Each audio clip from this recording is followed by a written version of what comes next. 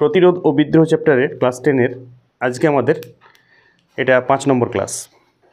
এর আগে আমি রংপুর বিদ্রোহ, সাঁওতাল বিদ্রোহ এবং চুয়াড় বিদ্রোহের ক্লাস দিয়েছি এবং সব বিদ্রোহের প্রথম ভিডিওতে আমি সব বিদ্রোহেরই অবস্থান, সব বিদ্রোহই একটা ছকের সিস্টেমে বুঝিয়েছি।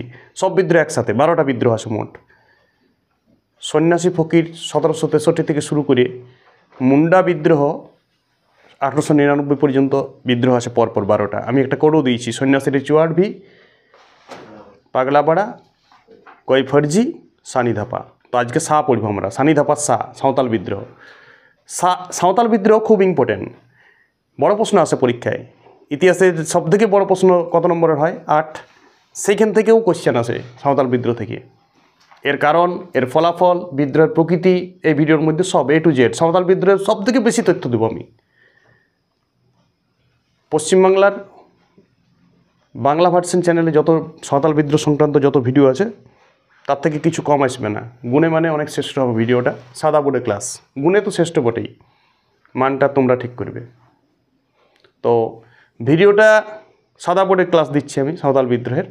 তথ্য নেব, একটু হেল্প নেব, একটু তথ্যের। কিন্তু ঘটনাটা পুরো সাজবে, ঘটনাটা তোমার চোখের সামনে ভাসবে। এই বিদ্রোহের প্রেক্ষাপট বলবো আমি, যে কোনো বিদ্রোহে আমি শুধু প্রেক্ষাপট বলি, পরিপ্রেক্ষিত বলি। তারপর পক্ষে বিপক্ষে কোন কোন নেতা আছে সেই নাম পাবে, বিদ্রোহের অবস্থান পাবে, ভারতের ম্যাপে অবস্থান পাবে বিদ্রোহের, কারণ পাবে বিদ্রোহের 8টা থেকে 10টা, ফলাফল দেব, বিদ্রোহের নিজস্বতা দেব, বিদ্রোহের বৈশিষ্ট্য দেব, যেটা সবথেকে লেটেস্ট প্রশ্ন। এই বিদ্রোহটা স্পেশাল কি, নিজস্বতা কি, অন্য বিদ্রোহ থাকে না, এই বিদ্রোহী ছিল, সেরকম কী জিনিস আছে। তারপর মূল্যায়ন করে ক্লাসটাকে শেষ করব। ক্লাস একটু বড় হবে, কিন্তু সাঁওতাল বিদ্রোহ নিয়ে তোমার কোনো আর নার্ভাস হওয়ার দরকার নেই। এই ভিডিওটা দেখলেই যথেষ্ট। তথ্যগুলো শুধু নোট করবে, ভাষা নিজের দিবে। আমি বরাবর বলি, আমি ভূগোল ক্লাসও এটা বলি, তথ্য নাও, তথ্য আমার, ভাষা তোমার। এই ক্লাসটা তুমি দেখছো শুধু ভাষার তথ্যের জন্যে, এবং একটা ঘটনা যাতে তোমার চোখের সামনে দানা বাঁধে, যাতে করে আমি নিজের ভাষায় সব উত্তর লিখতে পারি। কারণ সমেত, কারণটাও নিজের ভাষায় লেখা যাবে। যখন তুমি পরিপ্রেক্ষিত বুঝে যাবে কোনো বিদ্রোহের, তাহলে তুমি কারণটা বানাতে পারবে। দেখবে তুমি কারণ বানানো যায়।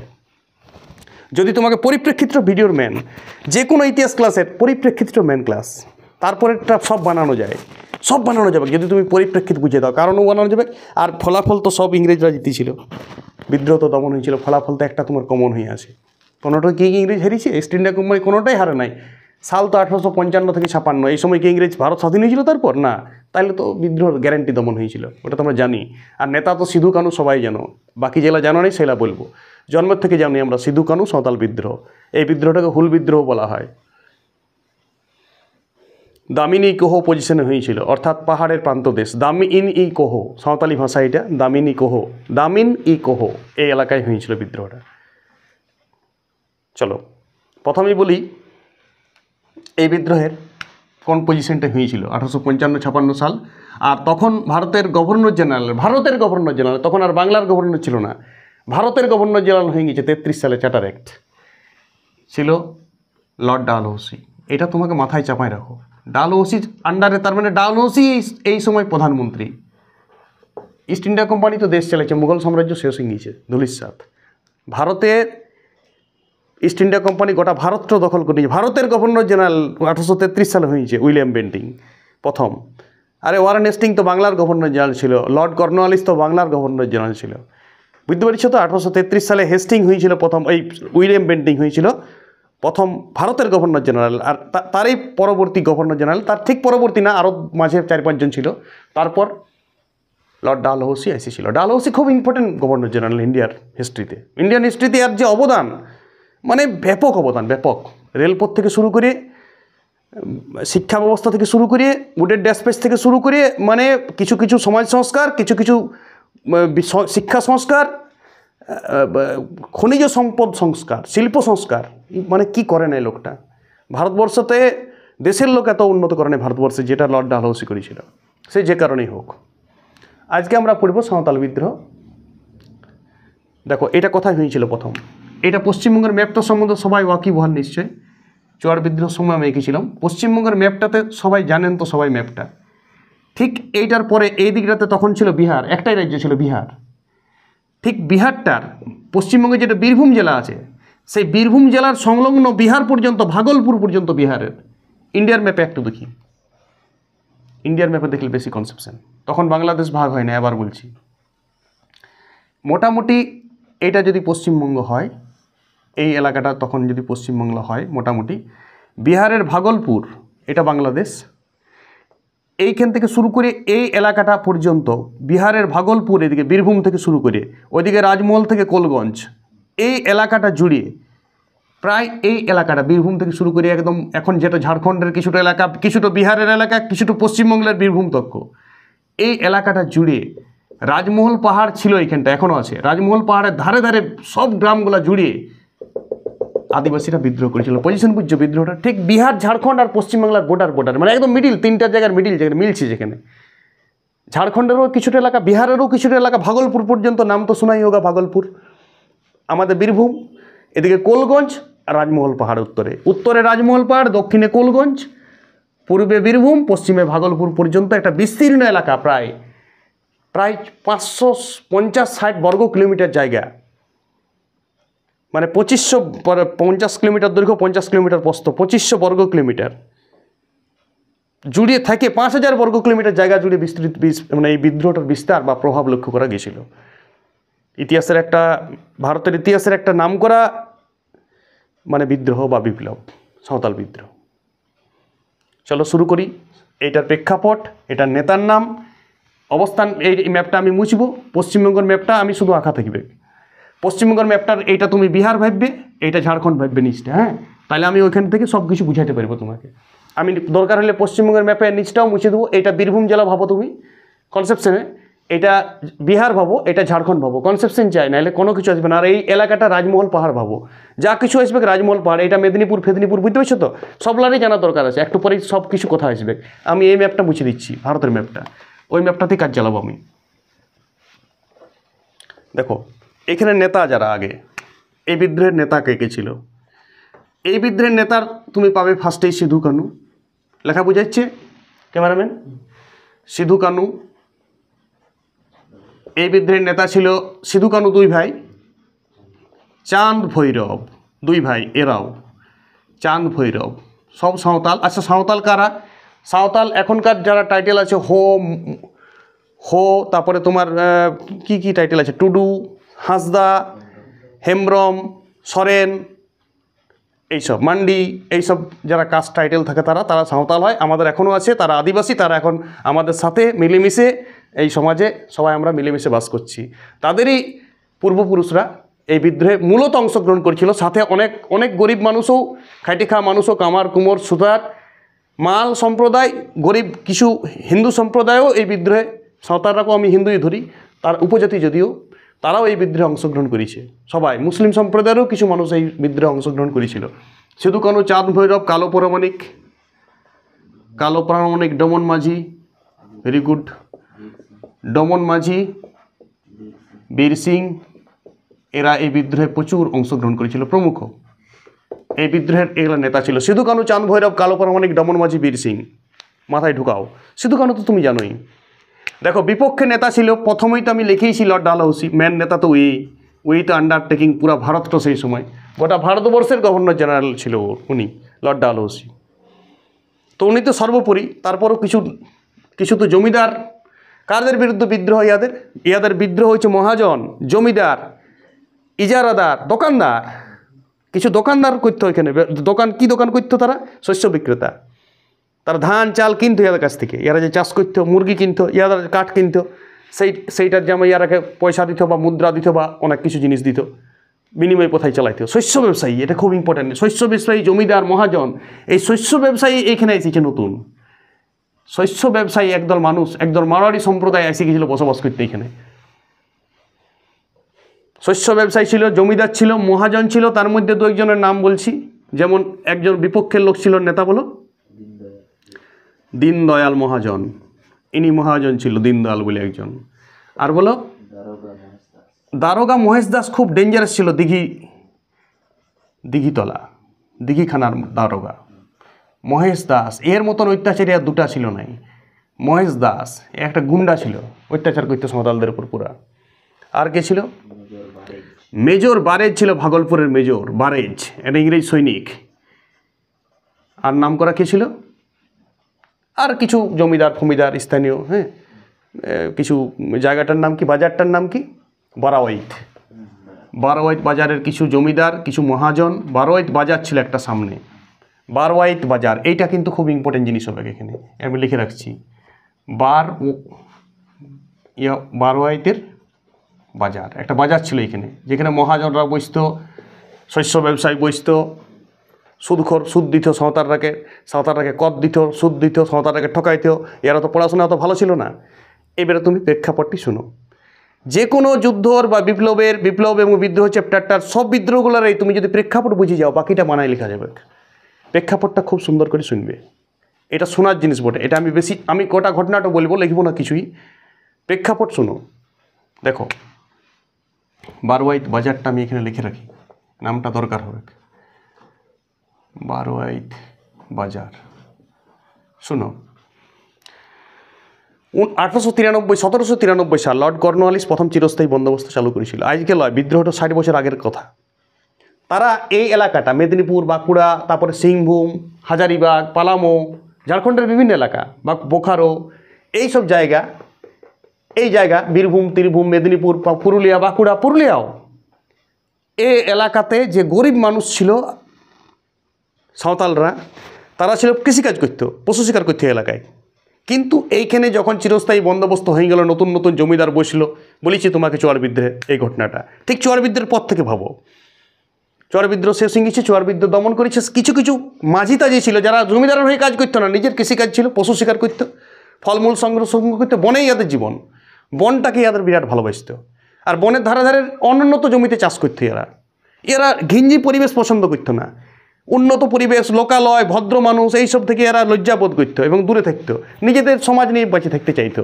আদিবাসী নৃত্য করতো, গান করতো, ঝুমুর করতো, মজা করতো, পশু শিকারটাও এদের একটা মজা, হ্যাঁ, এইসব করতো। কাঠবিড়ালি মারে এরা, কটাস মারে, দেখবে মেছো বিড়াল মারে, এইসব ব্যবসা ওরা খাইতো, শিকার করতো, এখনও করে। এইসব নিয়েই এরা খুশিতে জীবনযাপন করছিল। সাত বাঁধিল 1893 সালের, কি বললাম, চিরস্থায়ী বন্দোবস্ত। এইটা করার পর এরা আস্তে আস্তে রেলপথ বিস্তার করতে লাগে। জানো তো, কলকাতা বন্দর, ইস্ট ইন্ডিয়া কোম্পানি, সব ইস্ট ইন্ডিয়া, কলকাতায় তো রাজধানী ছিল তখন। ইস্ট ইন্ডিয়া কোম্পানির রাজধানীটি কলকাতা, কারণ বাংলাতে এর আগে পেয়েছিল বাংলাটা ইস্ট ইন্ডিয়া কোম্পানি। পরে গোটা ভারতটা বাংলা থেকে দখল করেছে, শুরু করেছে বাংলা দখল করতে 1757 সালে নবাব সিরাজউদ্দৌলা খানের পর। তারপর আস্তে আস্তে ওরা এই জায়গাটা দখল করলো। তখন এই জায়গা গেলে প্রচণ্ড কয়লা বেরোচ্ছিল। ডালহৌসি কয়লাতে প্রচণ্ড উন্নত ছিল 50 সালে। ডালহৌসি শিল্পের উপর বিরাট যুদ্ধ ছিল, আর খনিজ সম্পদের উপর। তখন এই গাছগুলো কাটতো, এই গাছগুলো কাটিয়ে রাজমহল পাহাড়ের বেশ কিছুটা জায়গা, রাজমহল পাহাড়ের প্রায় 2500 বর্গ কিলোমিটার জায়গা, একদল শুধু পাহাড়ি লোক বাস করতো উপরে, ওইলাকে বলা হয়তো পাহাড়িয়া। এরা কিছু কাজ করতো নাই, এরা শুধু পশু শিকার করে দিন চালাইতো আর ফলমূল খেত।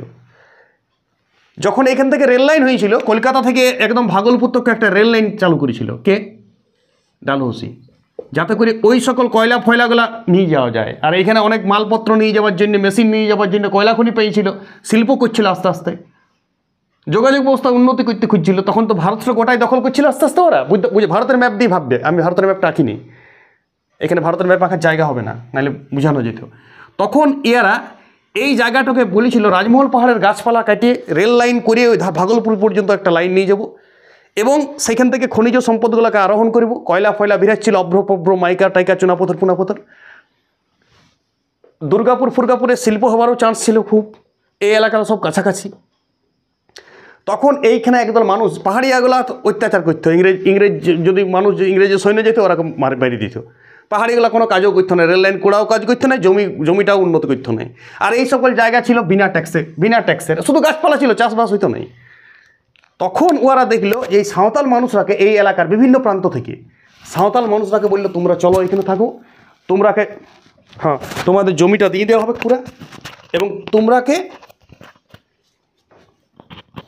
কোনো ট্যাক্স লাগবে নেই, তোমাদের জমিটা কুড়ি দেওয়া হবে, এখানেই তোমরা থাকবে, অনেক কাজ পাবে, এখানে অনেক বেকার জমি তোমরাকে দিয়ে দেবো। তখন এই মেদিনীপুর, বীরভূম, বাঁকুড়া, পুরুলিয়া, হাজারিবাগ, সিংভূম, পালামো, এই সব অঞ্চল থেকে সবাই রাজমহল পাহাড়ের দিকে চলে গেল। বুঝতে পারিস? 1800 সালের শুরু থেকে এটা হয়েছে, পুরো রাজমহল পাহাড় দিকে সবাই যেতে শুরু করেছে। 37 সালে এখানে ছিল 40টা গা রাজমহল পাহাড়ের ধারে ধারে, পুরা ওরা সব, এরা খুব কর্মটা বললাম তো, এরা চাষ করতো, পাহাড়ি এরা করতো না, পাহাড়ি এরা ওইখানে থাকলে ওদের সাথে মিশে গেল, ওরাও আস্তে আস্তে কাজ করতে শিখে গেলো, এদের দেখা থাকি। এবং 51 সালে 1851 সালে এইখানে প্রায় 40,000 গ্রাম হয়ে গিয়েছিল, 50,000 প্রায় মানুষ বাস করতো সাঁওতালরা, শুধু রাজমহল পাহাড়ের ধারে ধারে, এই ভাগলপুর থেকে বীরভূম পর্যন্ত। এবং এরা তখন এইখানে চাষবাস করতে শিখে গেল।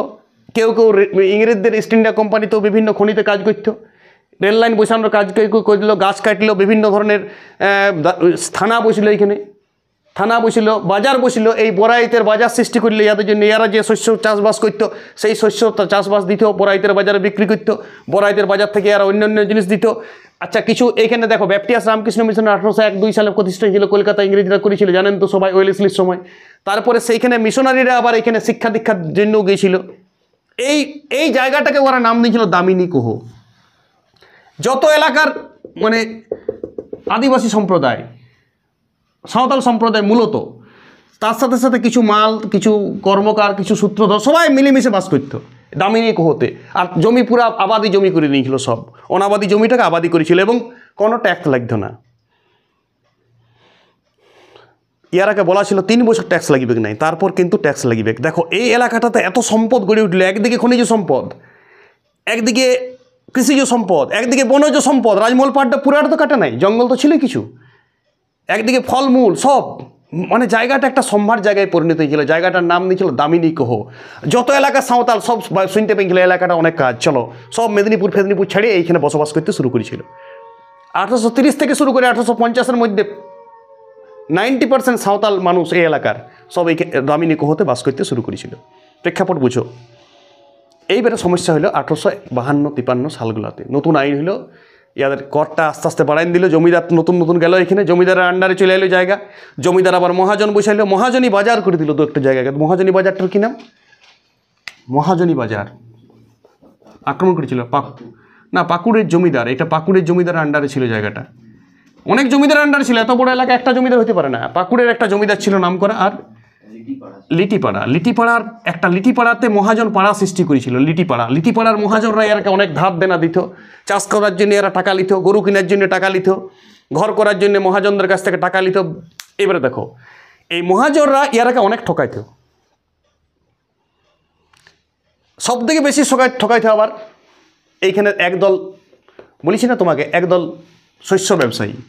এরা এক ধর উত্তরপ্রদেশ বিভিন্ন কলকাতার ধনী ধনী মারোয়ারি বা বণিক সম্প্রদায় এখানে ব্যবসা করতে শুরু করে দিল। যারা দেখছে এখানে অনেক লোক বাস করছে, এরা তো দোকানদানি কিছু করে না, তাহলে এরা যারা ব্যবসা করতো তারাও যাই পরে ওইখানে ব্যবসা করতে শুরু করে দিল। ব্যবসা পাড়া বারাইত বাজার খুলে দিল এখানে, ওই এলাকাতে বিরাট বড় বাজার, বারাইত বাজার। লিটিখানাতে যাই পরে সব লিটিপাড়াতে তথ্য লিখবে, লিটিপাড়াতে যাই পরে মহাজনগুলো সব থাকতে শুরু করে দিল। পাকুড়ের জমিদার এই এলাকাটা তকবাল করতো, অনেক দারোগা। এইখানের একটা জায়গা ছিল, যেমন তোমাকে বললাম দিঘিখানা বলে একটা বড় থানা ছিল এখানে। সেই থানা এখানে সব অত্যাচার, কেউ চুরি, নিজেদের মধ্যে সাঁওতালদের মধ্যেও তো সাঁওতালি ঝগড়া হইতো, বসবাস করছে, জমি বিবাদ, বিভিন্ন বিবাদগুলো মেটাইত। একজন কুখ্যাত দারোগা, সেই দারোগার নাম ছিল মহেশ দাস। এই শান্তি শৃঙ্খলার হঠাৎ বিঘ্ন বাঁধে 52-53 সালগুলাতে। কী করেছি দেখো এবারে, কারণে সেটা বলবো কি হয়েছে প্রবলেম ওদের। দেখো এইভাবে বসবাস করছিল, প্রেক্ষাপট তুমি অনেকটা অনুধাবনই করবে কী হবে এবারে।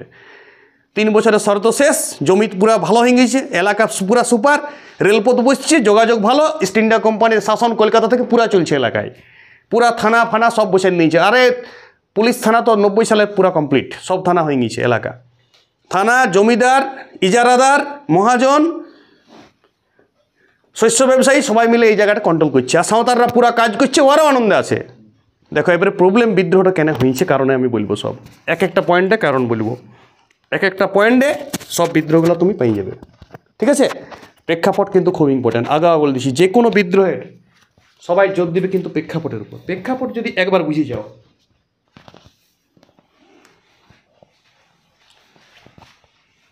তাহলে আর ওর কোনো সমস্যা হবে না। প্রেক্ষাপট বোঝাটা খুব ইম্পর্টেন্ট, প্রেক্ষাপট একটা খুব ইম্পর্টেন্ট জিনিস। তো প্রেক্ষাপট আমি যেটা বললাম সেটা নিজের ভাষায় লেখো আগে, বুঝে গেছো প্রেক্ষাপটটা? কারণ তো তুমি বানাতে শিখে যাবে, কারণ কোনো প্রবলেম নয়, সমস্যা কারণে নাই। সমস্যা হচ্ছে প্রেক্ষাপটটা অর্ধেক স্টুডেন্ট বুঝে নাই, ফলে ও কারণ নোট করে, ফলে ফলাফল নোট করে, সব নোট লেখে, মুখস্থ করে একটুকে। এলাকা বুঝলে বীরভূম থেকে ভাগলপুর, রাজমহল পাহাড় থেকে কোলগঞ্জ, এত দূর পর্যন্ত সাঁওতালরা আরামে মানে সব কিছু আরামে জীবনযাপন চলছে। 52 সালে এবার দেখো কারণগুলো এক একটি। আমি এটা এখন মুছছি না, সব কিছুই থাকছে। আমি কারণ নিচে পয়েন্ট করব, একটা কারণ লিখবো আর মুছবো। তুমি কিন্তু 8টা কারণ পরপর লিখবে। আমি কারণ লিখব, কারণ ডিসকাস করব, ওই কারণটি মুছে দেব। কারণ নাম্বার 1, প্রত্যেকটা বিদ্রোহে যা কারণ থাকে সেই কারণ এখানেও ছিল, কর বৃদ্ধি।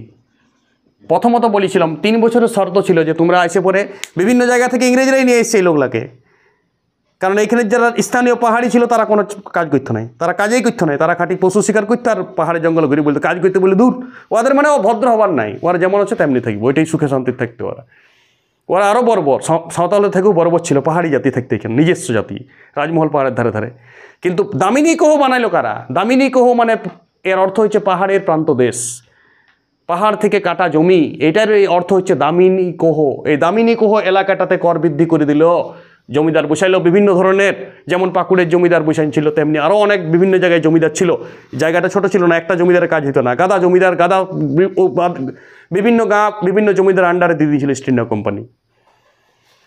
তারা পুরা কর বৃদ্ধি করে দিল। যেখানে একটা তথ্য আছে, যেখানে 1838 সালে কর ছিল মাত্র 2000 টাকা আদায় করা হইতো, সেখানে 1851 সালে 44,000 টাকা ট্যাক্স আদায় করতো। মানে বুঝো 38 থেকে 51 সালে কী ধরনের বিদ্রোহ হয়েছিল। তো 55তে মারিবে না বিদ্রোহ। এই এলাকা থেকে কর এত বৃদ্ধি, নিষ্কর জেলা ছিল সব করের আন্ডারে নিয়ে চলে এলো, কোনো নিষ্কর জমি নেই, সব জমি কর লাগবে। আর তারপরে আবার কর যদি না দিত জুলুম চলতো। দারোগা যাইবে দুলুম করতে, এই যে দারোগা রাখা ছিল মহেশ দাসের পুরা সিপাহী চলে যেত, কে কর দিবি নাই, চলো জেলে ঢুকো। আবার এই ছিল উকিল টুকিলও ছিল, ওরাও পয়সা খাইত। সাঁওতালরাকে সবাই লুটতো, মহাজনে লুটতো, শস্য ব্যবসায়ী লুটতো, ইজারাদার লুটতো, সিপাহীরা লুটতো, পরে বলছে আরও কে লুটতো। ত্রাহি রব করে দিয়েছিল সাঁওতালদের, দামিনী কোহতে থাকা বিপদ করে দিয়েছিল। তাহলে 1 নম্বর পয়েন্ট সবাই কর বৃদ্ধিতে আমি তথ্য দিলাম, শুধু ভাষা নাই, তথ্য পাইলে তুমি। 1838 সালে 2000 টাকা কর ছিল, 51 সালে 44,000 টাকা কর হয়ে গেল দামিনী কোহতে। শুধু যদি কর বাড়াই নাই, কর না দিলে আবার অত্যাচার করা হইতো, জেলে পুরা হইতো, দারোগা এসে শশাইত, জমিদার তো শশাইতে হইলে, লাঠি এলা আসতো, ইজারাদার এসে ধমকাই দিয়ে দিত, চমকানি দিত, সবাই বিপদ করে দিত। 2 নম্বর মহাজনী চড়া সুদ। 2 নম্বর পয়েন্ট ডিসকাস হচ্ছে। এবার 2 নম্বর পয়েন্ট নোট ডাউন করো। ডিসকাসটা আমি বলছি, ডিসকাসটা তুমি নিজের ভাষায় লিখবে।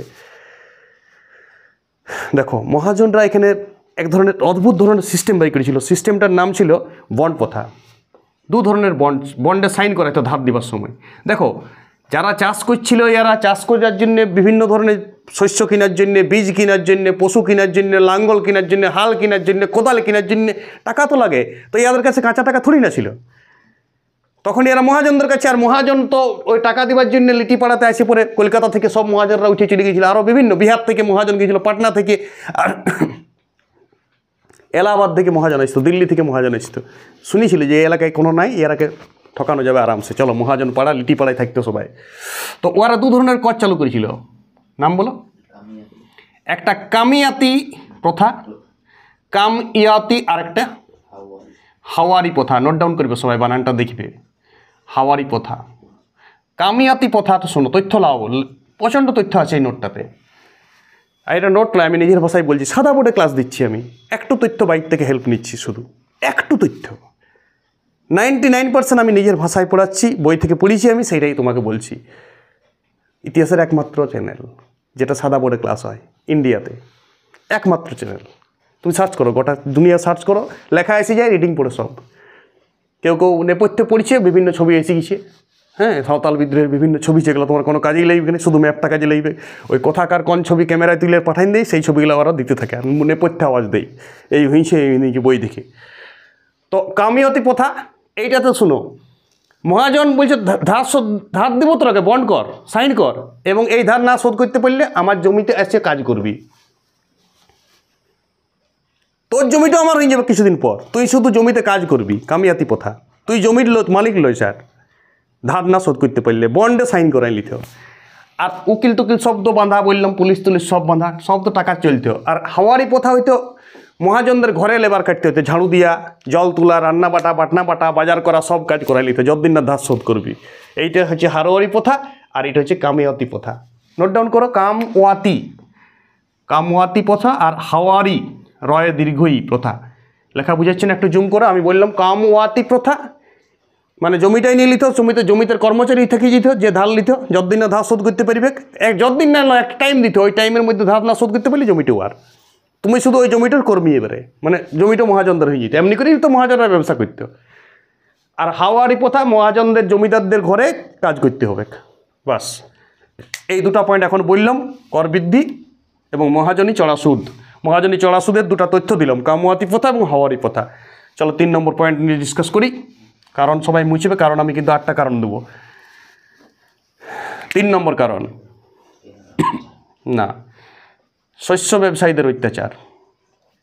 দেখো শস্য ব্যবসায়ীরা এবারে কী করতো, দেখো ইয়ারা যে শস্য তৈরি করতো, কেউ ধান তৈরি করতো, কেউ গম চাষ করতো, কেউ মূলা চাষ করতো, কেউ শস্য চাষ করতো, চাষ করে যে জিনিসগুলো পাইতো সেগুলো বিক্রি করতো এই বাজারে, বড়াইত বাজারে যাই। আর বড়াইত বাজারে দোকান খুলে দিয়েছিল কারা? শস্য ব্যবসায়ী। ইয়ারা কিন্তু মহাজন না, ইয়ারা শস্য ব্যবসায়ী, বণিক। ইয়াদের 2 ধরনের বাটখারা ছিল, একটি কেনারাম বাটখারা, একটি বেচারাম বাটখারা। বিরাট রোমান্স। দেখো কেমন করে সাঁওতালরাকে ঠকাইতো। দেখো যখন সাঁওতালরা কোনো জিনিস বিকতে যেত, তো কেনারাম বাটখারা একদম হালকা বাটখারা ছিল, সেইটা লিত, বলতো ওজনই নাই রে, আধ কেজি হয়েছে। 10 কেজি নিয়ে লিত জিনিস, বলতো ওরাকে 2 কেজি হয়েছে, লে 2 কেজি দাম নিল তোরা, বুঝতে পারছো? আবার যখন ওকে বিকতো কোনো জিনিস, ধরো সয়দা দরকার, তো ওদের সাঁওতালরা এই পরগনায় আসে মানে ইয়াদের তো কোনো সয়দা দরকার, চিনি দরকার, চিনিটা তো ওদের তৈরি হয় নাই, চিনি দরকার, কোনো জামা কাপড় দরকার কারো, সেইগুলা বেশি জামা কাপড়ও জনিত নেই, চিনি মিনি বলছি, চিনি সয়দা বা কোনো কিছু প্রোডাক্ট যেগুলো এখানে হইতো না, সেগুলো যদি কিনতো এরা অন্য জায়গা থেকে, কলকাতায় হইতো বা হুগলিতে হইতো, কাঁচা লঙ্কা কিনতো, যদি জেলা হইতো না আর কি, ফুল কিনতো, তো ওইটা বেচারাম বাটখারায় বিকতো। বেচারাম বাটখারাটারও দুটাই ভুল। ওইখানে 1 কেজি জিনিস দিত, তো বলতো 3 কেজি দিয়ে দিলাম, যা 3 কেজির দাম দে। তো এইরকম কেনারাম বেচারাম 2 ধরনের বাটখারা ছিল, বুঝতে পারছো? 2 ধরনের বাটখারা সাঁওতালরা বুঝতে পেরেছিল যে আমরা ঠকছি। সামদাওতার মনে খুব জন্মান ছিল যে কেনারাম বেচারাম বাটখারা 2 ধরনের বাটখারা আছে, আমরা যে ঠকছি সেটাও বুঝতে পেরে গেছিল। শস্য ব্যবসায়ীর কারসাজি, এই পয়েন্টটা লিখবে 3 নম্বর। চলো 4 নম্বর পয়েন্ট বলো। ধর্মান্তরিত ক্যাথলিক চার্চ, যেটা আমি বললাম ব্যাপটিস্ট রামকৃষ্ণ মিশন, ধর্মান্তরিত। শুনো, এইখানে 1801 সালে চন্দননগরে ব্যাপটিস্ট রামকৃষ্ণ মিশন প্রতিষ্ঠা হয়েছিল, ওয়েলেসলির আমলে। একটু সালটা দেখে নেবে, হয়তো 1801। তো তারা ইস্ট ইন্ডিয়া কোম্পানির আর একটা লক্ষ্য ছিল এখানে সাম্রাজ্য বিস্তার করার, যে তাদের যে খ্রিস্টান ধর্মটা ছড়াবো আমরা, সাধারণ মানুষ, গরিব মানুষকে খ্রিস্টান ধর্ম ছড়াবো, টাকার বিনিময়ে হলেও হবে। খ্রিস্টান ধর্ম ছড়ানোটার লক্ষ্য ইংরেজরা কিন্তু ভারতে এসেছিল, শুধু ব্যবসা বাণিজ্য করার লক্ষ্য আসে নাই। তার জন্যে ওরা 1801 সালে খ্রিস্টান মিশনারি প্রতিষ্ঠা করেছিল ব্যাপটিস্ট চন্দননগরে। তো তারা একদল যাই পরে এইখানেও বিভিন্ন ধরনের খ্রিস্টান মঠ সৃষ্টি করেছিল। খ্রিস্টান মঠে ইয়ারা অনেক সাঁওতালকে টাকার বিনিময়ে ভুলায়, কাউকে ভালোবাসায় ঔষধ দিয়েও খ্রিস্টান ধর্মে দীক্ষিত করেছিল, এবং অনেক ফ্যাসিলিটি দেওয়া হইতো। সাঁওতালরা কিন্তু ওদের যে বন দেবতা, পাহাড়ি দেবতা, অরণ্যকে দেবতা, গাছকে দেবতা ভাবিত, এই যে একটা ওদের ধর্মীয় একটা বিরাট ব্যাপার আছে ওদের, এটা ওরা ভালো চোখে লেই নেই। ফলে ওদের মধ্যে এটাও একটা ক্ষোভের কারণ। এই ধর্মান্তরিত করে দেওয়া, খ্রিস্ট ধর্মে দীক্ষিত করে দেওয়া, খ্রিস্টান ধর্ম ছড়াই দেওয়া, খ্রিস্টান ধর্মকে নিয়ে চলে যেত, প্রার্থনা করাইতো, সাঁওতাল মানুষ গ্রামে গ্রামে চলে গিয়ে বিভিন্ন ধরনের বই দিত, মোমবাতি দিত, এইসব ওদের ভালো লাগতো নাই। মানে এটাও একটা অসন্তোষের কারণ। তাহলে শস্য ব্যবসায়ীদের কারসাজি, ধর্মান্তরিত, 4টা পয়েন্ট হয়ে গেল। ধর্মান্তরিত পয়েন্ট নিজের ভাষায় লিখবে, আমি ডিসকাস করে দিয়েছি, অনেক তথ্য দিয়ে দিয়েছি। এরপর 5 নম্বর পয়েন্ট। 5 নম্বর পয়েন্ট এইটা শুনো, এইটা ভালো করে শুনবে, এটা খুব ইম্পর্টেন্ট। রেলকর্মীর অত্যাচার। এবারে বুঝো, দেখো ডালহৌসি কত সালে রেলপথ প্রতিষ্ঠা করে ভারতে জানো? 1853। মনে রাখো, শোনো, এটা কিন্তু এমনিতেও পড়ে। ডালহৌসি রেলপথের জনক, ভারতের রেলপথের জনক বলা হয় লর্ড ডালহৌসিকে। ডালহৌসি অনেক কাজ করেছে ইন্ডিয়ার জন্য, সেটা বলা অস্বীকার করা যাবে না। যাই হোক, দেখো এটা কী হয়েছিল, ওরা রেলপথ করেছিল বললাম তো, এখানে অনেক খনিজ সম্পদ পাওয়া যেত। কলকাতা বন্দর থেকে ভাগলপুর একটা রেল লাইন যেতেছিল, সেটা একদম দামিনী কোহ দিয়ে যেতেছিল রেল লাইনটা, তো অনেকের জমি যেতেছিল।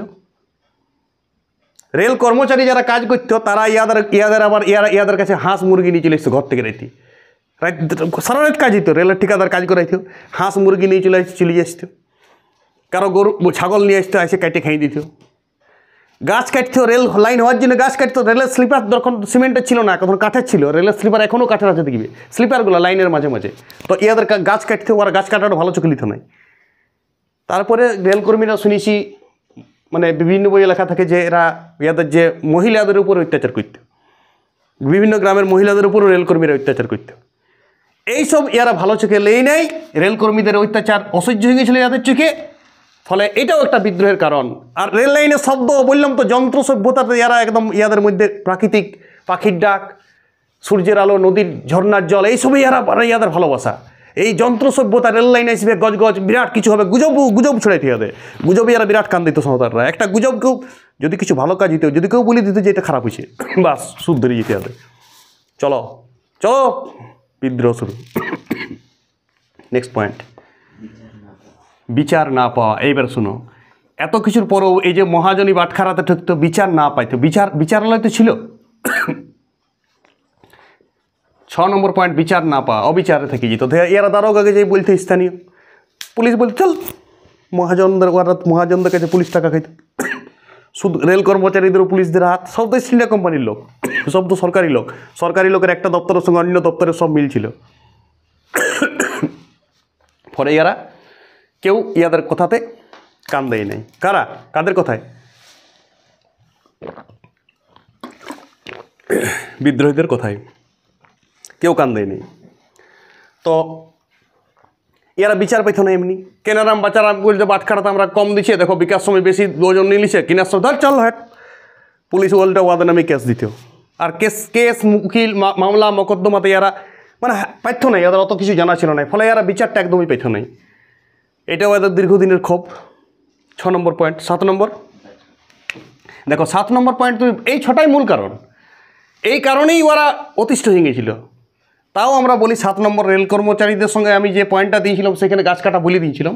তাও এরা গাছ কাটতো শিল্পের প্রয়োজনে, খনিজ সম্পদের প্রয়োজনে গাছ কাটতো। তো ইংরেজরা বিভিন্ন ধরনের থানা নির্মাণ, স্কুল নির্মাণ ইত্যাদি করছিল। সেই সময় প্রোগ্রেসে ছিল ইন্ডিয়া, 1818 সালটায় মিডিল সময় ছিল। তো এই প্রোগ্রেসটাতে তো পরিবর্তন কিছু হবে, গাছ তো কিছু কাটা যাইতেও। তো সেই গাছ কাটাটা এরা দেবতা, বাস ভালো চোখে নেই, গাছ কাটবে কেন, চলো হুল বিদ্রোহ। বিশেষ করে শাল গাছকে ইয়াদের দেবতা, শাল গাছ ইয়াদের দেবতা ছিল। শাল গাছটা ইয়াদের ঐক্যের প্রতীক ছিল। ফলে শাল গাছে যদি কেউ হাত দিত, ইয়ারা শাল গাছ কাটিয়ে ইয়ারা স্লিপার বানাইতো। রেলের স্লিপার দেখবি এখনও কাঠের পাওয়া যায় বিভিন্ন জায়গায়। তো ওইটা আমাদের রাগ, গাছ কেন কাটবে, শাল আমাদের মা, শাল গাছ কেন কাটবে, শাল আমাদের দেবতা, সিঙ্গাভুঙ্গা দেবতা। নেক্সট 8 নম্বর, শিক্ষা। এই ব্যাপটিয়াস রামকৃষ্ণ মিশন এসেছিল না, ইয়ারা বিভিন্ন ধরনের পড়াশোনাও করাইতে, এবিসিডি শিখাইতে আস্তে আস্তে। আর সাঁওতালরা শিক্ষা দীক্ষা, এরা একদম শিক্ষা দীক্ষায় বিশ্বাসী ছিল না। সিধু কানুরাগও শেখানো হয়েছিল। এটা 1820 সাল থেকে তো শিক্ষার আলো এসেছিল নবজাগরণ, রামমোহন, তো সেই আলো ইয়ারও পাইতেছিল। এটা ভালো কাজ যদিও, তা সত্ত্বেও ইয়াদের বলতে গুজব ছিল। এই শিক্ষায় ভুলভাল শিখেন দিচ্ছে, আমাদের ধর্মে আঘাত আনছে, এই যে আমাদের পূর্বপুরুষরা কেউ শিখে না, এটা কী জিনিস হয়েছে, এটা ভুল হয়েছে। বা সমাজে কেউ কোনো একটা মাঝি, ওদের যে হেড গায়ে সে বলে দিত, বাস গুজব ছড়ে যেত, গোটা গা চলো শিক্ষা দীক্ষা হবে না, ঠেকাও, বাই করো ইয়ারাকে এখান থেকে।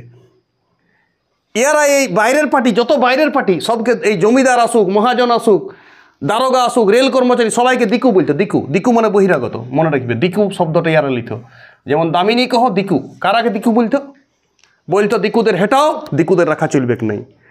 এই 6-7টা কারণ, কিছু সত্যিকারের অত্যাচার আর কিছু গুজব, এই সব মিলেমিশে সাঁওতালদের জীবন দামিনী কুহতে থাকা অতিষ্ঠ হয়ে গিয়েছিল। দেওয়ালে পিঠ থেকে গেলে আর মানুষ কী করিবে, বিদ্রোহ করেছিল। বিদ্রোহের বিস্তারে আমরা সব বিদ্রোহ পড়ব, কীভাবে বিদ্রোহ হয়েছে, কীভাবে মারপিট হয়েছে, কীভাবে ঠেঙাঠেঙি হয়েছে, কারণগুলো নোট ডাউন করো। এবার আমরা চলে যাব এর পরের পয়েন্টে, বিদ্রোহের বিস্তার। বিদ্রোহটা কী করে হইল, বিদ্রোহতে কী কী ঘটনা ঘটেছে দেখো। মুচ্ছি সবাই 8টা পয়েন্ট ওয়াকিবহল করো, 8টা পয়েন্টে ডিসকাস করবে। এবার আমরা পড়ব বিদ্রোহের বিস্তার। এটা আমি লিখব না কিছুই, বেশিরভাগটাই আমি মুখে বলবো। তোমরা ধ্যান দিবে। এই পয়েন্টটা আমি বলি, মানে বিদ্রোহের ঘটনাটা পুরা, এটাও একটা ঘটনা, এটা মনের মধ্যে দানা বাঁধবে। দেখো প্রথম বিদ্রোহ বিস্তার কী করে হয়েছিল, ক্যামেরা ঠিক আছে তো? বিদ্রোহের বিস্তার প্রথম হয়েছিল দুজন, এই কালো প্রমাণিক দমন মাঝি বীর সিংহ। ইয়ারা 1855 সালের শুরুর দিকে ইয়ারা বিভিন্ন জায়গায় এই যারা অত্যাচার করত, এই বরাইত বাজার লুট করত, আর এই পাকুড়ের জমিদারের বিভিন্ন জমিদারদের ডাকাতি করত, আর মহাজনদের ঘরে যারা ওরাকে অত্যাচার করেছে তাদের ঘরে ডাকাতি করত, বিপদ করে দিয়েছিল। দুটা গায়ে বিরাট ডাকাতি করত। গাঁ দুটার নাম কি কি? লিটিয়াপাড়া আর দরিয়াপুর। এইগুলাতে প্রচুর লিটিপাড়া আর দরিয়াপুরের জমিদারদের ঘরগুলাতে এরা পুরা কাকে কে বললাম, দমন মাঝি বীর সিং এরা শুরু করেছিল। লিটিপাড়া দরিয়াপুর এইসব এলাকাতে পুরা ডাকাতি করত এবং পুরা ডাকাতি লুটপাট চালাতো। বড় লোকের টাকা এনে গরিব লোকে বাইটি দিত পুরা, যারা খাইতে পাইত না, যারা অত্যাচার করাইতো, যারাকে কামিয়াতি হুরিয়াতিতে খাটাইতো, তো তারাকে এইসব জিনিস ডিস্ট্রিবিউশন করে। রবিনুরের মতন ছিল এরা, বীর সিং কালো প্রমাণিক আর দমন মাঝি ঝেঁকে দিতে এরা। প্রথম কত সালে হয়েছিল এটা? 55 সালের শুরুর দিকে, জানুয়ারি ফেব্রুয়ারি মার্চ এইলাই চলছিল পুরা। মানে এটা একটা এক ধরনের বিদ্রোহ। কোন ঐতিহাসিক আগে বিদ্রোহ বলেছিল? রমেশ মজুমদার। রমেশ মজুমদার বিখ্যাত ঐতিহাসিক বলেছিল সাঁওতাল বিদ্রোহের এটাই প্রথম সূচনা। এটা এক ধরনের সাঁওতাল বিদ্রোহ ছিল, মুখে যতই ডাকাতি বলা হোক এটা এক ধরনের বিদ্রোহ ছিল। রণজিৎ গুহ, সরি রণজিৎ গুহ, ঐতিহাসিক রণজিৎ গুহ এইটাকে বলেছিল যে এইটা এক ধরনের বিদ্রোহ, এটা ডাকাতি না, এটাই সাঁওতাল বিদ্রোহের সূচনা। তাহলে সাঁওতাল বিদ্রোহের সূচনা রণজিৎ গুহর মতো কীটা? দমন মাঝি, বীর সিং, কালো প্রমাণিক, ইয়াদের অত্যাচার, ইয়ারা ডাকাতি করতো মহাজারদের ঘর, ইজারাদারদের ঘর, রেলকর্মীদের ঘর, ঠিকাদারদের ঘরে লুট করতে, যা পাইত লুট করে নিয়ে আসতো আর গরিব মানুষকে বাইটে দিত। ইংরেজ ইস্ট ইন্ডিয়া কোম্পানির চোখে এটা ডাকাতি মনে হইলেও রণজিৎ গুহ মনে করতো যে এটা একটা এক ধরনের সাঁওতাল বিদ্রোহ, এটা এক ধরনের সূচনা, এইটাই এরা অত্যাচার সহ্য করতে না পেরে এটা করেছিল। এটা প্রথম বিস্তারে লিখবে 1 নম্বরে। 2 নম্বর শুনো এবারে আসল বিদ্রোহ। সেদিন ছিল 1855 সাল 30শে জুন, ডেট লিখতে হবে। ভগ্নাডিহির মাঠ, এই তথ্যগুলো লেখো। ভগ্নাডিহির মাঠ, তাদের দেবতা সিধু ভগবান, কানু ভগবান, আগের দিনে ভগবান ওদের যে সাঁওতাল ভগবান, সেই ভগ্নাডিহির মাঠ বিরাট বড় মাঠ, যেমন এখন ইডেন গার্ডেন তেমনি ওই এলাকার দামিনী কোহরে এলাকার মাঠ ছিল ভগ্নাডিহির মাঠ। সেই মাঠে 10,000 সাঁওতালকে একত্রিত করেছিল এবং বলেছিল যে কালকে আমরাকে আমাদের যে ঠাকুর, সেই ঠাকুর বা দেবতা আমরাকে বলিছে তোমরা অত্যাচার সহ্য করো না। এই মহাজনদের অত্যাচার, এই শস্য লুণ্ঠনকারীদের অত্যাচার, কেনারাম বেচারাম বাটখারা, এই রেলকর্মীদের অত্যাচার, এই ইয়াদের অত্যাচার আর সহ্য করব না, চলো সব বিদ্রোহ, চলো বাড়ি করো বঠি, লাঠি, ঝটা, ঝাঁটি, হাঁটি, খুন্তা, মহিলাদের যা যা ঘরে আছে, তীর, ধনুক, বর্ষা, বল্লভ, গাছ, শাবল যা আছে সব বাড়ি করো, সবাই যেদিক সেদিক বিদ্রোহ নেমে যাও, কেউ দারোগা চলে যাও, কেউ থানা চলে যাও, কেউ জমিদারদের ঘর অত্যাচার আক্রমণ করো, কেউ ইজারাদারদের ঘর করো, কেউ মহাজনদের ঘর করো, কেউ কেনারাম বেচারাম বাটখারা পার্টিদের ঘর করো, কেউ ছাড়ো না, কেউ রেলকর্মীদের তুলে ছেড়ে দাও। পুরা আদেশ দিয়ে দিল 10,000 একদম একসাথে ভগ্নাডিহির মাঠে। বা সবাই শুরু করলে হুল হুল হুল হুল হুল। হুল শব্দের অর্থ বিদ্রোহ। সবাই হুল হুল নেমে গেল। 1854 সালে 30শে জুনে সবাই ঝাঁপাই পড়ল, আর কেউ ঘরে বসে থাকলো নাই। সাঁওতাল এই দামিনী কোহর এলাকার যত অত্যাচারিত সাঁওতাল সবাই একত্রিত হয়ে বীর বিক্রমে নেমে গেল এই বিদ্রোহে। হাতের কাছে যা পাইল, আর সর্বোপরি ইয়াদের কাছে কোনো ঝান্ডা বা পতাকা ছিল নাই। ইয়াদের একটাই ঐক্যের প্রতীক, শালডাল। শালডাল ছিল ইয়াদের ঐক্যের প্রতীক। সবাই উঠাইতো শালডাল, আমি রাজি, আমিও রাজি, হুল হুল হুল হুল। চলো বিদ্রোহ শুরু। ব্যাপক বিদ্রোহ, ব্যাপক ত্রাস সৃষ্টি করে দিয়েছিল লর্ড ডালহাউসির মনে। দেখো বিদ্রোহ কী করে হয়েছিল, আমি নেক্সট পাতা থেকে বলে গেছি। প্রথম বিদ্রোহ করেছিল দিঘিখানার যে দারোগা, এই যে মহেশ দাস, তোমার হবে সর্বনাশ। দেখো 1 নম্বরে মহেশ দাস, ইয়াকে প্রথম বিদ্রোহীরা চলে গেল সব ওই দা খুন্তি নিয়ে মহেশ দাসের থানা লুট করতে। কারণ থানাতেই তো বলতো সব অত্যাচারটা, থানা সহ্য নাই। মহেশ দাস দিঘিখানার দারোগা, তো দিঘিখানার দারোগাকে মহেশ দাসকে যাই পরে একদম থানা ঘেরাও করে দিল, থানা লুট করে দিল, থানার সব টেবিল চেয়ার ভেঙে দিল। আর দিঘিখানার দারোগানকে কত সাল? 1855 সালের 7ই জুলাই। নমস্কার নমস্কার মানে মৃত্যু, টাঙিয়ে দিয়ে কাটিয়ে দিল গলা ফলা। কার? মহেশ দাস। আমি নমস্কার মানে মৃত্যু বলি। জয় নিতাই। শেষ। মহেশ দাস ধুলিশ্বাস। একটা গেল অত্যাচারী। এরপর বরাইত বাজার লুট করে দিল। বরাইত বাজারে কারা থাকতো বাবু? এই যে মহাজন, এই যে শস্য ব্যবসায়ী ইয়ারা থাকতো। শস্য ব্যবসায়ী কেনারাম বেচারাম লাথি মেরে ফেলে দিল। কেনারাম বেচারাম তোর ধান বানিয়েছে কেনারাম, সব শস্য কাড়ি নিয়ে চলে এলো। ভয়ে পালাইল মহাজন। শস্য ব্যবসায়ী পিছু তাড়া করে মারি দিয়েছে, খুন্তি লাথি যে কোনো সময় অত্যাচার বাছা ওদের। বরাইত বাজার ধ্বংস করে দিল, বরাইত বাজার লুট করে দিল, যত শস্য নিয়ে চলে এলো ওদের নিজেদের এলাকায়। 3 নম্বর, মহাজন ঘাটি লিটিপাড়া। ওর লিটিপাড়ায় বসে বসে মহাজনরা ধাপ দিত, আর কামিয়াতে হুড়িয়াতে খা যেত। লিটিপাড়াটাকে একদম অত্যাচার করে শেষ করে দিল। যেটা যে থাকে ওরা অত্যাচার হইতো সেই বাজার ধ্বংস করে দিল। লিটিপাড়া থানা পুলিশ কোনো নাই, ডরে ভয়ে পালাইছে সব থানা পুলিশ। ওই এলাকার কোনো পুলিশ থাকতো না, ডরে ভয়ে বাঁচাও সাধু বাবা করে কলকাতা থেকে ছুটে দিচ্ছি সব। প্রথমে কিন্তু সিধু কানু বিদ্রোহ করেন, এটা আমি বলতে ভুলে গেছি। প্রথমে কিন্তু ওরা একবার কলকাতা গিয়েছিল। লর্ড ডালহৌসিকে বলতে গেছিল যে দেখুন আমাদের উপর অত্যাচার হয়েছে। ডালহৌসি কথাটা শুনে নাই, তখন এইটা হয়েছে। এখনও কলকাতার ওই জন্য কলকাতার একটা ডহর আছে, সিধু কানু ডহর, ঠিক আছে? ওইটা স্মৃতিতে এখনও বলতে গেছিলো প্রথম বিদ্রোহের শুরুতে। তারপর এই বিদ্রোহটা ডাক দিয়েছিল। আর সিধু কানুকে এরা দেবতা ভাবত। আর তার সঙ্গে ভৈরব, কালো চাঁদ ভৈরব, এই দু ভাই, এই দুই ভাই ধাঁচিয়ে দিছে এরা বিদ্রোহ। হিরো একদম পুরা। ইয়াদের কথা সবাই শুনতো। আর ইয়ার আর বিভিন্ন গায়ে ছোটো ছোটো নেতা রেখে দিয়েছিল। মাঝি, গায়ের আগে মাঝি বলা হইতো। যত ধরনের সাঁওতালরা সব মাঝির কথা শুনতো। মাঝি হয়ে যে প্রমুখ। ওই বললাম কিছু গুজবও ছিল। গুজবে মাঝি বলতো যে অত্যাচার চলো অত্যাচার, ভালো হইলে অত্যাচার। ক্যাথলিক চার্চের ধর্মগুরুরাকে পুরা খেদাড়িয়ে দিয়েছে একদম পুরা। পোপ পাদ্রি কাউকে মানে নেই, সবকে তাড়িত। খ্রিস্টান চার্চ ধ্বংস করে দিয়েছে পুরা, ধাঁচিয়ে দিয়েছে। জমিদার ফমিদার ঘরে আগুন জ্বালাই দিয়েছে। থানা শেষ করে দিয়েছে। রেল লাইন আঁকড়াই ফেলে দিয়েছে একদম। শাল গাছ ওদের নিয়ে নিয়েছিল, শাল গাছ আরো করে ঘর নিয়ে চলে এসেছে, ঠিক আছে? সব অত্যাচার দমন করে দিয়েছে, তাড়িয়ে নিয়ে গেছে এরা। পাকুড়ের রাজবাড়ি, চাঁদ আর ভৈরব মিলে পাকুড়ের রাজবাড়ি, দু ভাই মিলে পাকুড়ের যে রাজবাড়ি ছিল, রাজবাড়ি ওইখানের, সেই রাজবাড়িতে পুরা লুট চালাইলো চাঁদ আর ভৈরব মিলে। পাকুড়ের রাজবাড়ি পুরা লুট চালাইলো। এছাড়া এরা শস্যাগার, কাঁচি, কোর্ট, থানা, ডাকঘর, রেললাইন, দুর্গ সব জায়গায় আগুন লাগিয়ে নিয়েছিল। বিদ্রোহ চরম পর্যায়ে চলে গিয়েছিল। এই সময় সাঁওতাল মুক্তাঞ্চলে পরিণত হয়েছিল এলাকাটা। এই কদিনে 3-4 মাসের আন্দোলনে সাঁওতাল মুক্তাঞ্চল সৃষ্টি করেছিল। কোনো কর ফর কিচ্ছু দিত না। সিধু কানুরা একদম রাজা হয়ে গিয়েছিল এখানে। এই রকমের একদম প্রতিবাদ ইয়ার চালাইছিল। সাঁওতাল মুক্তাঞ্চল, এই কথা নোট ডাউন করবে। সাঁওতাল মুক্তাঞ্চলে পরিণত করেছিল। বাস এইবারে শোনা পাল্টা জবাব। ডালহৌসি তো বসে থাকবে নাই। ও আরেকটা কথা, একটা তথ্য দিতে ভুলে গেছি আমি। একজনকে মেরেছিল এখানে, দীনদয়াল মহাজনকে হত্যা করেছিল। আর আরেকটা তথ্য আছে এখানে, ভাগলপুরের ওই নেতাটার কী নাম ছিল ওইদিকে, মেজর বারেজ ভাগলপুর থেকে যুদ্ধ করতে এসেছিল। ওকে হারাই দিয়েছিল ভাগলপুরের যুদ্ধে। মেজর বারেজকে হারাই দিয়েছিল। ভাগলপুর দিক থেকে একটা মেজরকে ডালহৌসি পড়েছিল। এই মেজর বারেজ বলছে তুমি একটা সেনা সামর্থ্য নিয়ে আসো তো। মেজর বারেজকেও এরা হেঁটাই দিয়েছিল ওই দিক থেকে, ভাগলপুর দিক থেকে নেতৃত্ব দিতে এসেছিল। ওইটাও বিদ্রোহের বিস্তারে লেখা যাবে। এইবারে শোনো পাল্টা জবাব ডালহৌসি কী নিয়ে। ডালহৌসি তো টেকনিক লোক। ডালহৌসি দেখছে এরকমভাবে একটা সাঁওতাল মুক্ত থানা পালাইছে, পুলিশ পালাইছে, মহাজন পালাইছে, জমিদার পালাইছে, ইজারাদার পালাইছে, পুলিশ ডরে পালাইছে, দারোগা একটাকে ফিনিশ করে দিয়েছে। কোন দারোগাকে? মহেশ দাসকে। দীনদয়ালকে মেরে দিয়েছে, দীনদয়ালকেও মেরে দিয়েছে। মহাজন দীনদয়ালকে হত্যা করে দিয়েছে। খুব অত্যাচারী ছিল, পুরা সুদলিত হয়ে ওয়াকেও শেষ করে দিয়েছে। যত অত্যাচারী লোক বেছে বেছে শেষ করে দিয়েছে। পুলিশকে দেখলেই পিটে দিত।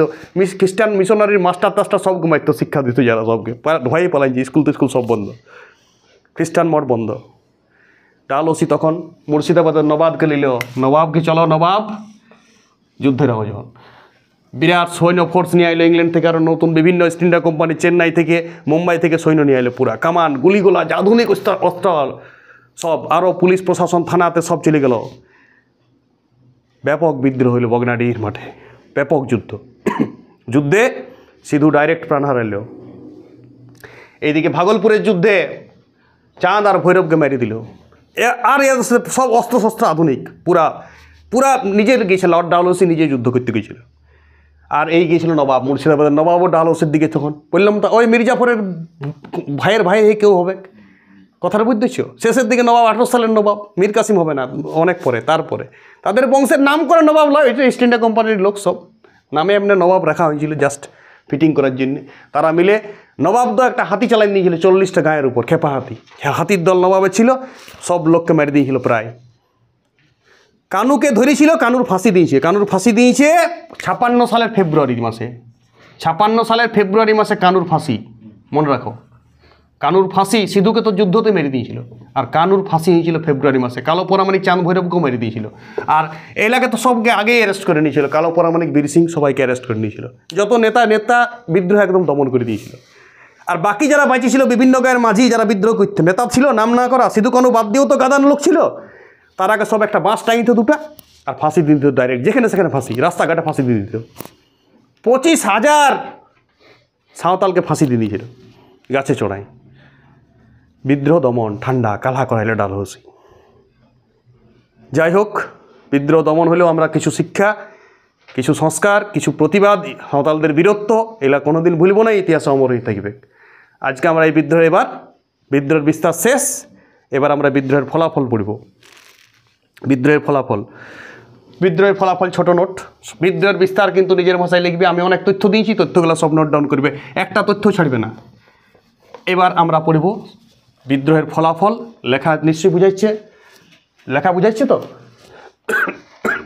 ফলাফল শুনো, বিদ্রোহের ফলে কী হয়েছিল, তারপর আমরা বিদ্রোহের নিজস্বতা পড়ব, মানে বৈশিষ্ট্য, তার শেষ ক্লাস। ফলাফল, প্রথম ফলাফল, সাঁওতাল পরগনা গঠন করলো এরা, একটা নিজস্ব সাঁওতাল পরগনা গঠন করে দিল দামিনী খোঁজুলি, সব আরো ঘুরে আইন আদালত করে দিল। ডালহৌসি ভালো লোক, ডালহৌসি বিদ্রোহ বিস্তার করলো, বিদ্রোহ তো আগে দমন করতেই হতো। তারপরে কিন্তু যারা অবশিষ্ট সাঁওতাল যারা ছিল, আরও তো ছিলই, সবাই তো মারা যায় না, তারাকে নিয়ে সাঁওতাল পরগনা, আরও বিভিন্ন লোক অংশগ্রহণ করেছিল, তারাকে নিয়ে সাঁওতাল পরগনা একটা জেলা করে দিল এখানে, বাস। আর পৃথক উপজাতির মর্যাদা দেওয়া হলো, উপজাতির ফ্যাসিলিটি, কাস্ট, এসটি বলা হলো এরাকে, পৃথক উপজাতির মর্যাদা ডালহৌসি দিয়ে গেছিল এরাকে, এখনও আছে এটা। পৃথক উপজাতির মর্যাদা দেওয়া হলো, একদম ইস্ট ইন্ডিয়া কোম্পানি বলছে এরাকে সব ফ্যাসিলিটি দেওয়া হবে, সরকারি কাজে এরাকে আগে নিয়োগ হবে, কোটা করে দিল, কোটা। 3 নম্বর, জমির অধিকার আরও ঘুরে ফেরেন দেওয়া হলো, দামিনী কোহর জমির অধিকার এরাকে ফেরেন দেওয়া হলো, যারা কাড়ি নিয়েছিল বা মহাজন যারা ট্যাক্সের কাড়ি নিয়েছিল সব জমি ফেরত দেওয়া হলো তাদের মানে উত্তরসূরিটাকে। 4 নম্বর, ব্রিটিশ আইন এখানে তুলে দিল, ব্রিটিশ কোনো আইন থাকলেও না, স্বশাসিত এলাকা তৈরি করে দিল, ব্রিটিশ যত আইন ছিল কঠোর আইনগুলো সব তুলে দিল। এই 4টা ফলাফল হলো বিদ্রোহের পরে। এটাই তো চাইছিল সাঁওতালরা, তো সেটা হইলো, কিন্তু যদিও অনেক লোকের প্রাণ গেল, চাইছিল তো এইটাই, তো এইটা তো হইলো, মানে দাবি সব পূরণ করলো, কিন্তু কিছু থাকলো না, এর সাথে কিছু মানুষের প্রাণ। 25,000 সাঁওতাল, সিধু কানু শুধু না, চাঁদ ভৈরব, কালো না পরামানিক শুধু না, আরও অনেক নাম না জানা অনেক সাঁওতাল মৃত্যুবরণ করেছিল, তাদের জন্য আজকে আমাদের প্রণাম থাকবে, তাদের স্মৃতিকটিত চরণের প্রণাম থাকবে। আজ এই নাম না জানা লোকের মৃত্যুটাই সব থেকে ভয়াবহ, তারা নামও পায় না ইতিহাসে, তাদের নামও লেখা থাকে না ইতিহাসে, অথচ 25,000 শুধু শব্দের মধ্যে জড়িত থাকে। তারাকে সবাই আমরা যারা পড়ছি, যারা পড়াশোনা করছি, সবাই শ্রদ্ধা জ্ঞাপন মন থেকে করি আমরা একটু, এটাই এই ক্লাসের মানে চেতনা আর কি, আমি বলতে পারি। নেক্সট আমি করি, সবাই যারা পড়ছি সবাই করো। নেক্সট, এই বিদ্রোহের নিজস্বতা, বৈশিষ্ট্য, যেটা আমরা সব বিদ্রোহে পড়ি, যে এই বিদ্রোহে কী এমন স্পেশাল ছিল জিনিস, এখানে আমরা বিভিন্ন ঐতিহাসিকের মতামত পড়বো, এইটার মূল্যায়ন, আর মূল্যায়ন আলাদা কিছু না। এটাই আমার শেষ পয়েন্ট, সাঁওতাল বিদ্রোহ শেষের দিকে, আর 5 মিনিটের মধ্যে ক্লাসটা শেষ হয়ে যাবে। নোট ডাউন করো সবাই, ফলাফল আমি মুছে দিচ্ছি, ফলাফল সবাই নোট ডাউন করেছো। 4টা ফলাফল লেখো, সাঁওতাল পরগনা গঠন, পৃথক উপজাতির মর্যাদা পেয়েছিল, সাঁওতাল কাস্ট, জমির অধিকার ফেরত, আর ব্রিটিশ আইন তুলে নিল। সবাই নোট ডাউন করো, 4টা ফলাফল লিখে নাও। নেক্সট পড়ব আমরা বিদ্রোহের নিজস্বতা, এটা মুছে দিচ্ছি, এটাই লাস্ট পয়েন্ট। এই নিজস্বতাটা খুব ইম্পর্টেন্ট এখানে, হ্যাঁ। বিদ্রোহের বৈশিষ্ট্য, বড় প্রশ্ন সাঁওতাল বিদ্রোহ থেকে আসার চান্স বিরাট, সাঁওতাল বিদ্রোহ থেকে এবছর কোয়েশ্চেন আসবেই একদম। দেখো, নিজস্বতা পয়েন্ট বা বৈশিষ্ট্য বলতে পারো, ঠিক আছে। এইটা এখন অনেক ইম্পর্টেন্ট কোয়েশ্চেন হচ্ছে, সব বিদ্রোহই পড়েছে, বা মূল্যায়ন এইটাই আমার কাছে আজকে, এটাই বিদ্রোহের মূল্যায়ন। বলো, রমেশ মজুমদার, ঐতিহাসিক রমেশ মজুমদার কি বলেছেন শুনো। উনি বলেছেন এটা কি, এটা একটা স্বাধীনতার যুদ্ধ, বুঝছি। এটা শুধু সাঁওতাল বিদ্রোহ ছিল না, একটা ছোট এলাকার বিদ্রোহ ছিল না, এটা ভারতের স্বাধীনতার যুদ্ধ। রমেশচন্দ্র মজুমদার বলেছে ফার্স্ট। 2 নম্বর সুপ্রকাশ, হ্যাঁ, ডক্টর সুপ্রকাশ রায় ঐতিহাসিক, ইনি বলেছেন এটা এর পরের বছরেই 1856 সালের পরের বছর 1857 সালে সিপাহী বিদ্রোহ ছিল। ও বলেছিল সিপাহী বিদ্রোহের পদধ্বনি ছিল এটা। প্রত্যেকটা ঐতিহাসিকের মতামত লিখতে হয় লাস্টে। সিপাহী বিদ্রোহের পদধ্বনি, লেখা না বুঝাইলে কথা শুনে লেখো। সিপাহী বিদ্রোহের পদধ্বনি, বোর্ড কালো হয়ে গেছে, অত বুঝাচ্ছে না, অনেক বড় ক্লাস। সুপ্রকাশ রায় বলেছিল সিপাহী বিদ্রোহের পদধ্বনি, লেখা বুঝাচ্ছে সিপাহী বিদ্রোহের পদধ্বনি। রমেশচন্দ্র মজুমদার বলছে এটা স্বাধীনতার যুদ্ধ। 3 নম্বর নরহরি কবিরাজ কি বলছেন?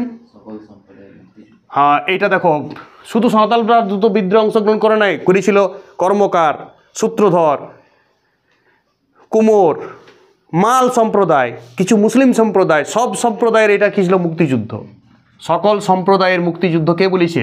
নরহরি কবিরাজ, ঐতিহাসিক নরহরি কবিরাজ বলেছেন সকল সম্প্রদায়ের মুক্তিযুদ্ধ, সকল সম্প্রদায়ের মুক্তিযুদ্ধ। 3 জনের মতামত নিলাম আমরা। রমেশচন্দ্র মজুমদার বলেছে এটা স্বাধীনতার যুদ্ধ, সুপ্রকাশ রায় বলেছেন সিপাহী বিদ্রোহের প্রথম পদধ্বনি, নরহরি দাস, নরহরি কবিরাজ, এটা কবিরাজ, আমি লাল কালিতে লিখে দিচ্ছি, লেখাটা আসছে না ঠিক, ওইখানে আছে, নরহরি কবিরাজ,